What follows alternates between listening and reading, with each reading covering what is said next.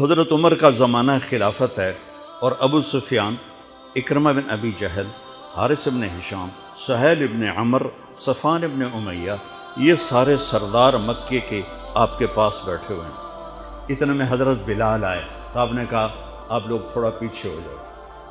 پھر حضرت سلمان آ گئے، آپ نے کہا آپ لوگ تھوڑا پیچھے ہو جاؤ۔ پھر مقداد آ گئے، آپ نے کہا آپ لوگ تھوڑا پیچھے ہو جاؤ۔ پھر ابو ہریرہ آئے، آپ نے کہا آپ لوگ تھوڑا پیچھے آ جاؤ۔ پھر سلمان فارسی آئے، آپ نے کہا آپ لوگ تھوڑا پیچھے ہو جاؤ۔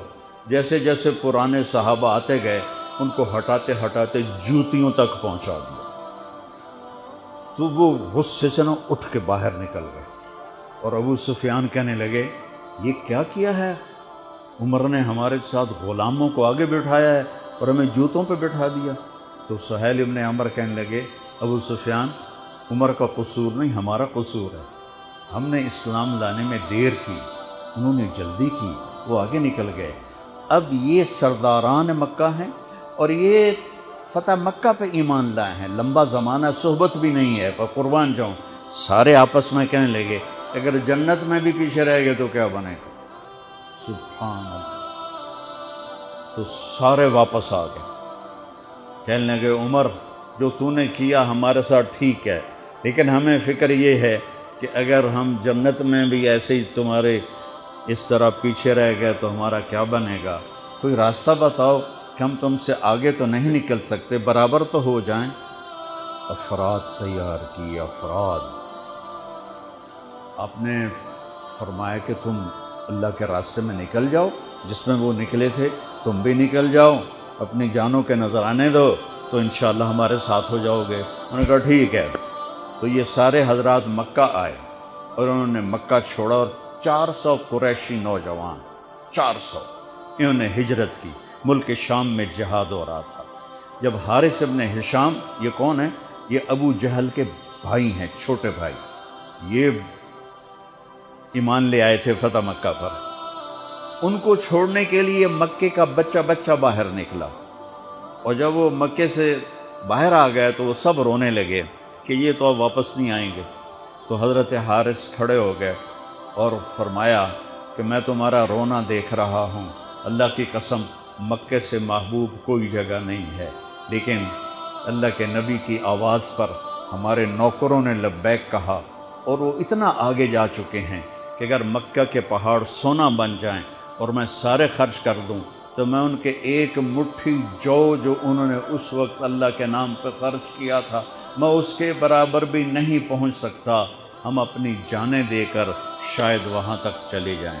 جب یہ لوگ پہنچے تو اجنا دین کی جنگ ہو رہی تھی، اس میں اللہ تعالیٰ نے آسانی سے فتح دے دی۔ آگے یرموک کی جنگ آ گئی۔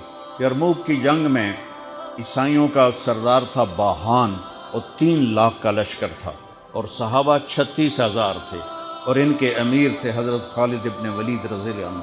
9 دن یہ جنگ چلتی رہی، اور اس میں ایک دن ایسا ہوا کہ صحابہ کو رومی ہٹاتے ہٹاتے ہٹاتے خیموں تک لے آئے۔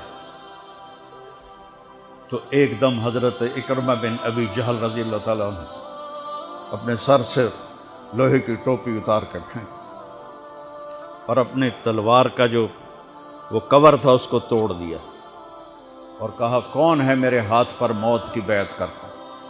تو حضرت خالد اور اکرمہ ایک ہی قبیلہ بنو مخزوم ہیں، تو خالد نے ان کا ہاتھ پکڑ لیا، کہا نہیں نہیں نہیں نہیں نہیں ایسا نہ کرو، ابھی تیری ضرورت ہے۔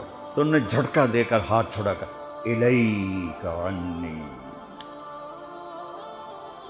میں اس کا ادب والا ترجمہ ہی کروں گا کہ مجھ سے دور ہو جاؤ، لیکن انہوں نے بہت سخت لفظ استعمال کیا، بہت سخت لفظ استعمال، الیک عنی، ہٹ جا پرے۔ میں وہ ترجمہ نہیں کر رہا ہوں، مقام ادب کی وجہ سے بتا، پیچھے ہٹ جا۔ انی و ابی کان من اشد الناس عداوۃ للرسول وافر منکم اليوم، ساری زندگی میں اور میرا باپ اللہ کے نبی کی دشمنی میں گزار دی، اور آج جب اس داغ کو دھونے کا وقت آئے تو میں بھاگ جاؤں گا، میں نہیں ٹلوں گا۔ تو سب سے پہلے کس نے بیعت کی؟ ان کے بیٹے عمر بن اکرمہ نے، اور وہ جو 400 قریشی تھے ان سب نے ان کے ہاتھ پر بیعت کی، اپنی تلواروں کے کور توڑ دیے، اپنی ٹوپیاں اتار کے پھینک دی اور سینہ سپر ہو گئے، گھوڑوں سے اتر گئے، وہ سینہ سپر ہو گئے اور لڑتے لڑتے رومیوں کو پیچھے دھکیلا اور رومیوں میں بھگدڑ مچ گئی۔ جو ہی بھگدڑ مچی تو حضرت خالد بن ولید دوڑے دوڑے واپس آئے، اکرمہ کدھر ہے، اکرمہ کدھر ہے؟ کہا جی وہ پڑے ہیں۔ دیکھا تو وہ آخری سانسوں میں تھے اور ان کے بیٹے عمر وہ شہید ہو چکے تھے، دونوں باپ بیٹا قریب قریب تھے۔ تو حضرت عمر کو انہوں نے اپنی یہاں پنڈلی پہ رکھا اور حضرت اکرمہ کو گود میں لے لیا اور پانی لے کر منہ میں ٹپکایا تو حضرت اکرمہ نے آنکھیں کھولی۔ کہا کون؟ کہا میں خالد۔ کہا کیا ہوا؟ کہ اللہ نے آنکھیں ٹھنڈی کی، مسلمانوں کو فتح دی۔ کہنے لگے عمر کو کہہ دینا جو تو نے کہا تھا وہ ہم نے کر دیا، اب آگے اللہ کی مرضی، جو تو نے کہا تھا وہ ہم نے کر دیا۔ اور ان کی جان نکل گئی۔ جو تو نے کہا تھا وہ ہم نے کر دیا، اے عمر جو تو نے کہا تھا وہ ہم نے کر دیا۔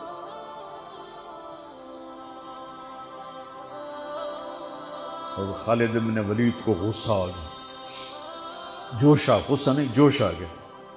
عرب جب خوش ہوتے تھے تو باپ کے نام سے پکارتے تھے، جب غصے ہوتے تھے تو ماں کے نام سے پکارتے تھے۔ حضرت عمر کے باپ کا نام خطاب ہے اور ماں کا نام ہے حنتمہ، تو حضرت خالد بن ولید نے کہا اب حنتمہ کا بیٹا یہ نہیں کہہ سکتا کہ سرداروں نے قربانیاں نہیں کی۔ میرے نبی نے ایک نسل تیار کی، یہ نبیوں کے کام کا مقصد تھا کہ انسانوں کو ایسا بنانا کہ وہ اللہ کو راضی کرنے والے بنیں اور اللہ کی محبوب زندگی اپنائیں۔ نکلنے کا پہلا مقصد ہی ہے کہ میری ذات بنے۔ سارے جنت میں چلے جائیں، میں جہنم میں چلا جاؤں تو مجھے کیا فائدہ ہوا؟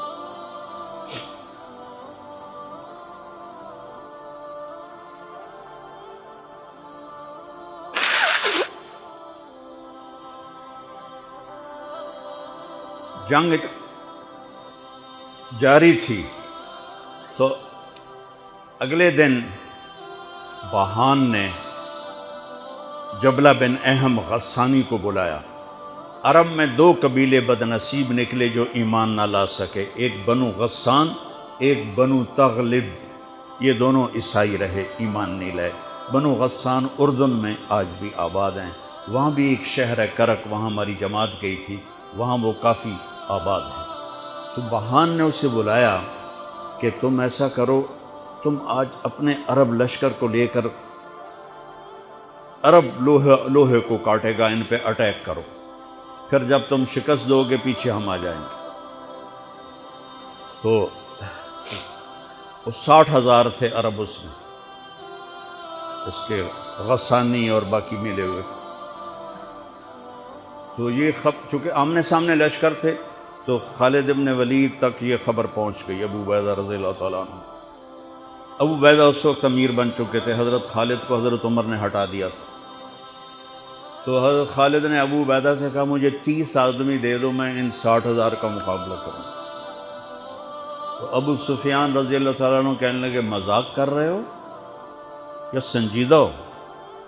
کہنے لگے کفر میں تو بڑا دلیر بنتا تھا، بزدل بنتا ہے۔ کہنے نہیں، بزدلی کی بات نہیں، انصاف کی بات ہے۔ اگر تم نے کوئی جوہر دکھانا ہے تو 60 تو کرو، ایک کے مقابلے میں 1,000۔ تو ابو عبیدہ کہنے لگے یہ ٹھیک ہے، ابو خالد 60 لے جاؤ۔ کبھی دنیا میں نے بہت تاریخ پڑھی اللہ کے فضل سے،